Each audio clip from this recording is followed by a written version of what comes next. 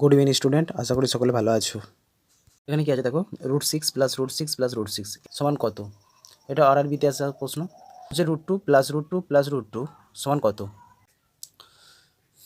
√5 plus √5 plus √5। দেখো এই অঙ্কগুলির মান কত হবে তাই জানতে ভিডিওটি লাইক ও সাবস্ক্রাইব করে ভিডিওটি শেষ পর্যন্ত দেখতে থাকো। এখানে কি আছে দেখো, √6 প্লাস √6 প্লাস √6 এই ধরনের অঙ্ক এসএসসিতে এটা এসেছিলো। এই ধরনের অঙ্ক বিভিন্ন কম্পারেটিভ পরীক্ষা এসে থাকে। এই ধরনের অঙ্ক কীভাবে খুব কম সময়ের মধ্যে করবে। দেখো ভেতরে সব কী আছে, একই সংখ্যা আছে। যখন একই সংখ্যা থাকবে একটা সংখ্যা বার করে নাও। 6কে কী দিয়ে ভাগ করতে পারি? 1 গুণিতক 6 করতে পারি, আবার 2 গুণিতক 3 করতে পারি। এই যে দুটো সংখ্যা গুণিতক করলাম, এবার তোমাকে দেখতে হবে এই যে গুণিতক দুটোর মধ্যে ডিফারেন্স যেন এক হয়। এই দুটো সংখ্যার মধ্যে ডিফারেন্স মানে পার্থক্য যেন এক হয়। এটার 1 হয়েছে কিন্তু এটার 5 হয়ে গেছে। এর যেটার 1 পার্থক্য হচ্ছে যে 2 গুণিতক 3, এই যে এটা পার্থক্য হচ্ছে কত? 1।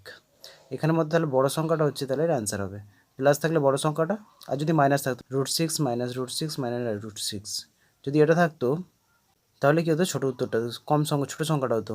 যেহেতু এটা প্লাস দেওয়া আছে বড় সংখ্যাটা হবে। দেখে 3 দেখো কোথায় আছে? 3 হচ্ছে অপশান এ। অপশান এ হবে রাইট অ্যান্সার, কারণ এই ধরনের অঙ্ক বিভিন্ন চাকরি পরীক্ষাতে দিয়ে থাকে। √12 প্লাস √12 প্লাস √12 সমান কত? এটা আরআরবিতে আসা প্রশ্ন, রেলের পরীক্ষায় আসা প্রশ্ন একটা। এই ধরনের প্রশ্ন বিভিন্ন কম্পারেটিভ পরীক্ষা দিয়ে থাকে। তবে এই প্রশ্নগুলো খুব সহজে কীভাবে তাড়াতাড়ি উত্তর দেবে দেখো, 1 সেকেন্ডের মধ্যে উত্তর দেবে। দেখো কী আছে, সব একই সংখ্যা। কত আছে? 12। 12টাকে এমন সংখ্যা ভাবো যাদের দুজনের মধ্যে ডিফারেন্স 1 হয়। তাহলে 3 গুণিতক 4, 3 4 12, যে 3 আর 4 দেখো দুজনের মধ্যে ডিফারেন্স কত? 1। এখানের মধ্যে তাহলে যেহেতু প্লাস দেওয়া আছে তাহলে হবে বড় সংখ্যাটা 4। তাহলে অপশান এ হবে রাইট অ্যান্সার, খুব সহজেই হয়ে গেল। √2 প্লাস √2 প্লাস √2 সমান কত? এখানে অপশান দেওয়া আছে 2 3 1 5। এখানে কী করতে হবে দেখো, সবেতেই 2 আছে, তাহলে 2টা বার করে নাও। তাহলে 2কে এমনভাবে ভাঙো যেতে 2 মেলে। তাহলে 1 গুণিতক 2, তাহলে 2 1 2 এর দুজনের মধ্যে পার্থক্য কত? 1।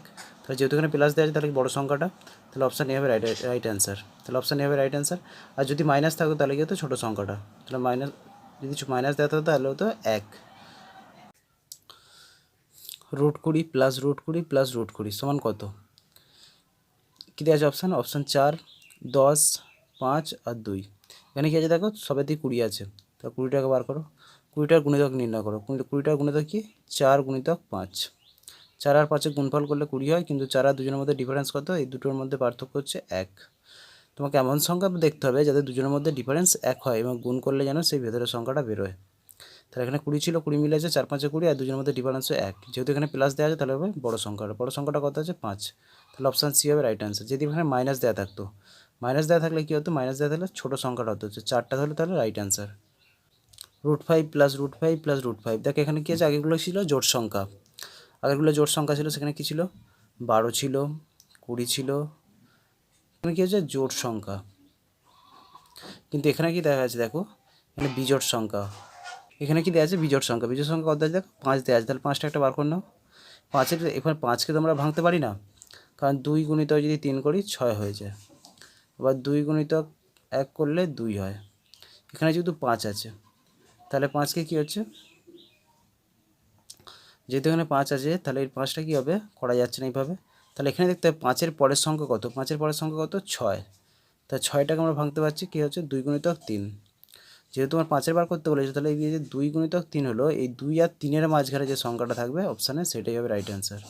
এখানে কি আছে দেখো, 5 3 আর 5.2 আর 2.5, তাহলে 2.5টা হচ্ছে 2 আর 3-এর মাঝখানে, তাহলে অপশান ডি হবে রাইট অ্যান্সার। √1 প্লাস √1 প্লাস √1 সমান কত? সমান কত? √1 প্লাস √1 প্লাস √1 সমান কত? এটা এসএসসিতে আসা প্রশ্ন। অপশান দেওয়া আছে 1-এর সমান, নাকি 1 ও 2-এর মধ্যে, নাকি 0 ও 1-এর মধ্যে, নাকি 2-এর সমান। এটা তোমাকে দেখতে হবে কী আছে এখানে?